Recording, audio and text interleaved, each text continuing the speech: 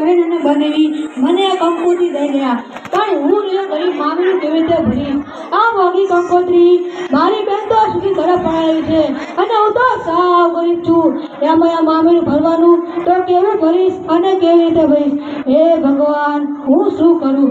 મારી પરિસ્થિતિ બહુ ખરાબ છે, પણ આ તો મારી વહાલી બહેનનું મામીનું લોક લાગે, મામી તો ભરવું તો પડશે જ ને.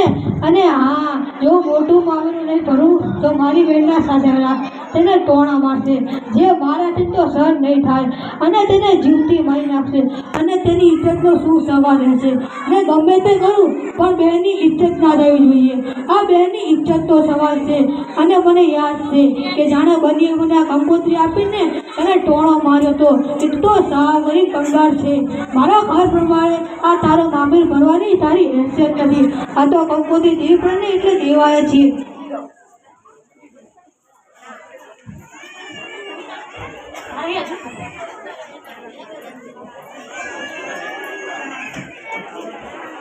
આજે તો મારી બહેન, આજે તો મામેરો ભરવાનો દિવસ છે. મારી બહેન ઘરો રાહ જોતી હશે. હે ભગવાન, આટલા બધા મહેમાનો સાહેબ મારો ભાઈ કેવી રીતે મામેરું લઈને આવશે?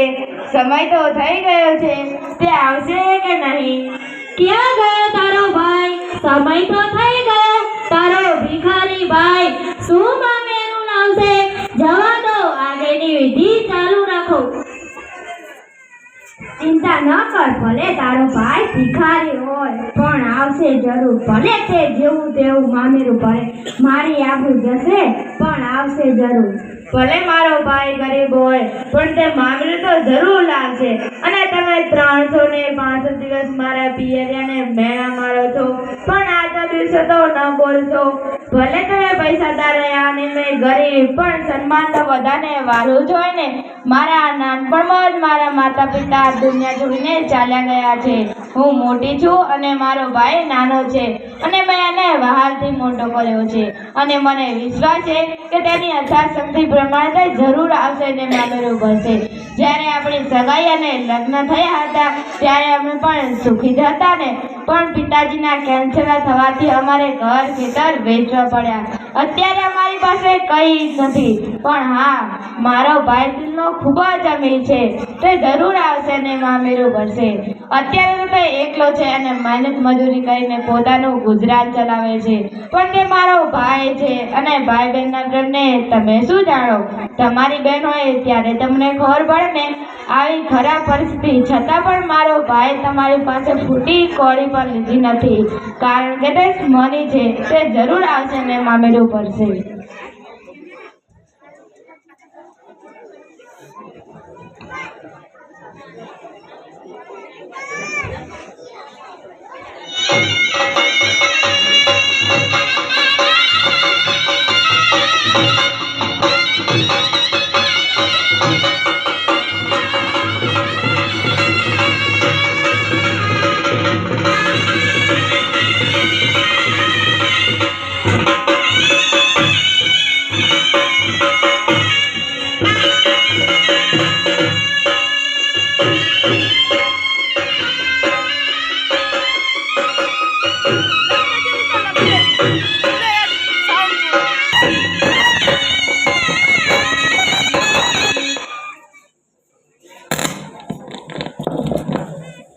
બહેન, જો તારો ભાઈ આ મામેરીને આવી ગયો. તારી માટે મોંઘી સાડી, બનેવી માટે મોંઘો સૂટ, તારી સાસુ માટે સાડી, પાણી માટે ફર્નિચર, 1 લાખ રૂપિયા રોકડા ને 5 તોલાનો સોનાનો સેટ.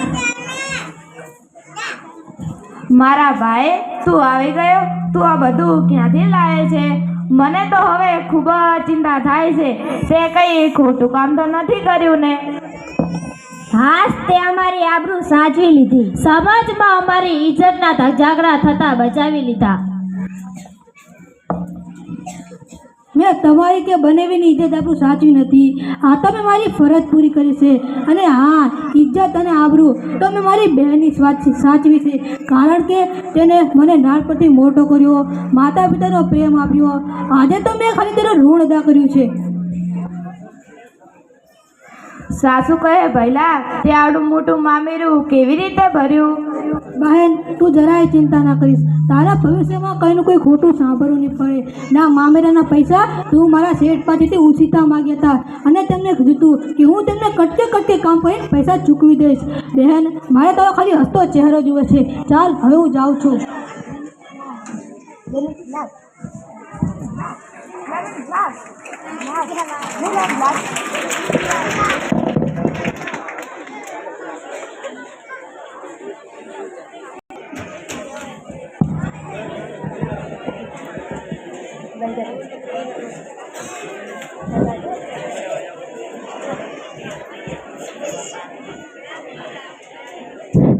ગરીબ ભાઈએ મામેરું ભર્યું છે, પણ કઈ રીતે ભર્યું છે એ હજુ કોઈને ખબર નથી. હવે જ ખરો ખેલ ચાલુ થાય છે.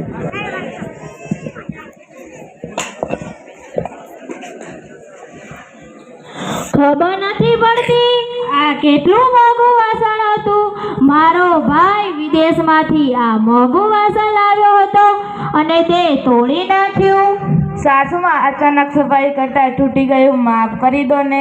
તને શું ખબર પડે આ કેટલું કિંમતી હતું? મારો ભાઈ લાવ્યો હતો. તારો ભાઈ તો ભિખારી છે. તને શું ખબર પડે? તારા ભાઈની તો હેસિયત પણ નથી. સાસુમાં હું તમને બે હાથ જોડીને વિનંતી કરું છું, તમારે મને જે કહ્યું હોય એ કહો, પણ મારા ભાઈ વિશે આવા શબ્દો ના બોલશો. એની હેસિયત કરતાં પણ વધારે મને મામેરું આપ્યું છે, જેથી તમારા લોકોની ઇજ્જત ન જાય.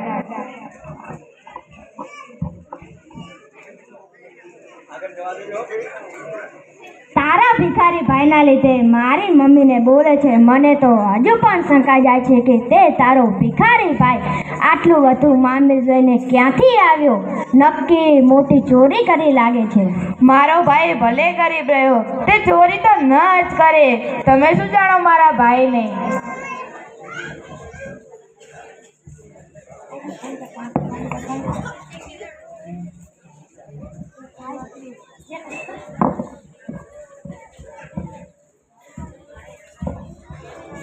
હલો બેન, કેમ મજામાં છે ને? વતને સાસરીમાં તકલીફ તો નથી ને? ઓ ભાઈ, તારી બેન અહીં રણી એમ રહે છે. તારે ચિંતા કરવાની જરૂર નથી અને હવે પણ કરવાની જરૂર નથી. તારા જેવા ગરીબ ભાઈ સાથે વાત કરે ને તેવું મન વધારે બગડે છે.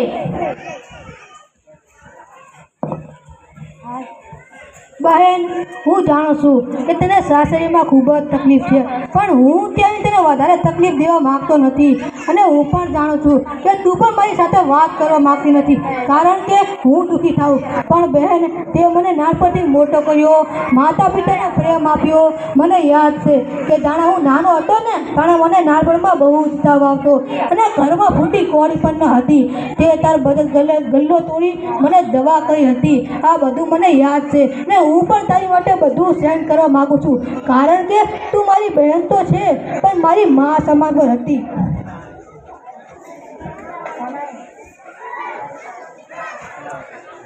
અચાનક બેનનો ફોન અડધી રાતે.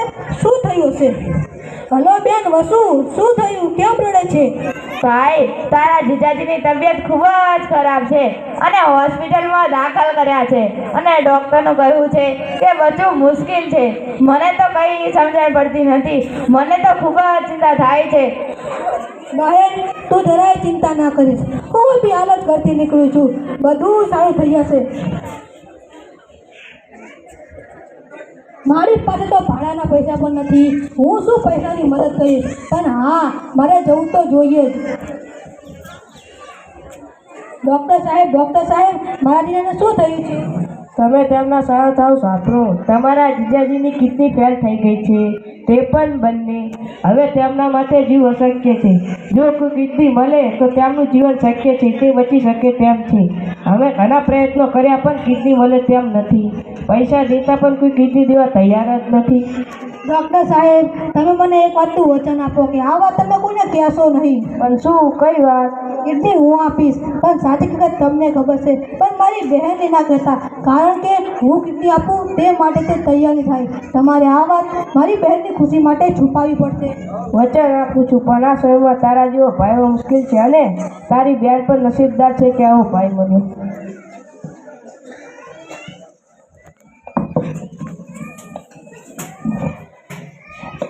સાંભળો, ઓપરેશન સફળ રહ્યું અને તમારા પતિ સુરક્ષિત છે ને તેમને નવી જિંદગી મળી. ભગવાનનો આભાર. પણ મારો ભાઈ ક્યાં? તે ક્યાં ગયો છે? ફોન કર્યો તો ફોન પણ ઉપાડતો નથી. એક કામ કરો, તમારા ભાઈને પછી ગોતજો. પહેલાં તમારા પતિને મળીને મારી ઓફિસમાં મળવા આવજો.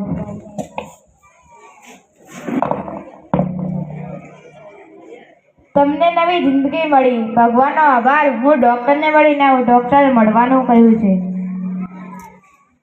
આવો બેન. ડૉક્ટર સાહેબ, તમારો ખૂબ ખૂબ આભાર. બેન, જો આભાર જ માનવો હોય તો મારો કે ભગવાનનો નહીં પણ તમારા ભાઈનો માનવો. કેમ આમ બોલો છો ડૉક્ટર સાહેબ? મને તમારા ભાઈએ તમને કહેવાની ના પાડી હતી, પણ તમારા ભાઈ બહેનના પ્રેમ આગળ હું હારી ગયો છું. હું હતું ભૂલી શકું તેમ નથી, પણ મને 30 વર્ષના અનુભવમાં આવો અનુભવ થયો નથી. અને હા, મને માફ કરજો. તમારા ભાઈના પ્રેમ આગળ હું લાચાર હતો. તમારો ભાઈ છેલ્લા 1 વર્ષથી એક કિડની સાથે જીવી રહ્યા હતા અને બીજી કિડની તમારા પતિ માટે દાન કરતા ગયા છે. અમે ઘણું સમજાવ્યું તમારા પતિ માટે, પણ તે ના માન્યા અને કહ્યું મારી કિડની કરતાં મારા બહેનના સંસાર મહત્વ છે. અને એની લાગણી સામે હું હારી ગયો અને ભાઈ તરીકે ફરજ બજાવીને પોતાનું જીવન બલિદાન આપ્યું છે. અને આ એક ચિઠ્ઠી તમારો ભાઈ મૂકતો ગયો છે અને કહે છે મારી બહેને છૂટું છૂટું આપ્યું.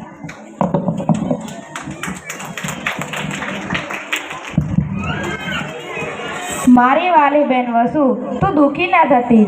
જ્યાં સુધી તારો ભાઈ છે ત્યાં સુધી તારે ચિંતા કરવાની જરૂર નથી. તારું દુઃખ હું ના જોઈ શકું, પછી ભલે એને મારો જીવ આપવો પડે તેની મને પરવા નથી.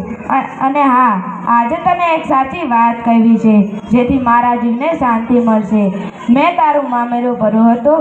તારે મારી પાસે ફૂટી કોળી પણ ન હતી, પણ તારા સાસરિયાની અને તારી ઇજ્જત ન જાય ત્યારે મેં મારી 2 કિડનીમાંથી 1 કિડની મારા શેઠના દીકરાની તકલીફ હતી ત્યાં આપી દીધી હતી અને તારું મામેરું ભર્યું હતું. અને આજે મારી બહેનના ચૂડી અને ચાલના માટે બીજી કિડની આપી છે. પણ તું ચિંતા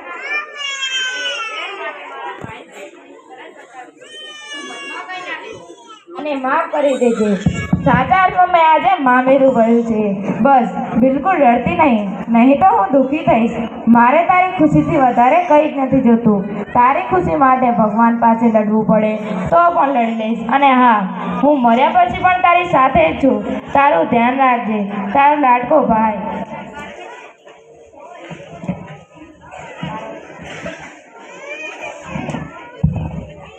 નાટક ચાલુ જ છે. પ્રથમ કિડની બેનથી શાની મામેરું ભરવા માટે, કારણ કે સુખી ઘરમાં હતી ત્યારે એને એના શેઠના દીકરાને કિડનીની તકલીફ હતી. એક કિડની ત્યારે આપી દીધી હતી. જ્યારે બીજી કિડની એના જીજાજી બીમાર પડ્યા ને એને કિડનીની જરૂર પડી ત્યારે એના ભાઈએ બીજી કિડની પણ આપી હતી. એને ખબર હતી કે હું મરી જ જવાનો છું. એટલે નાટકનો આર્ય જ છે. આગળ ચાલો. હું તારા ભાઈને ભિખારી અને ગરીબ માનતો હતો, પણ તારા ભાઈએ આજે મારો જીવ બચાવ્યો છે. મેં તને ઘણાય ટોણા મારે છે, આજે તારા ભાઈએ મારા દીકરાનો જીવ બચાવ્યો છે. સમાજમાં ચાલતા કુરિવાજો હોય બદલવાની જરૂર છે, જેથી સાસરિયામાં વહુને કે પિયરિયામાં આવા ભાઈઓને બલિદાન આપવું ન પડે.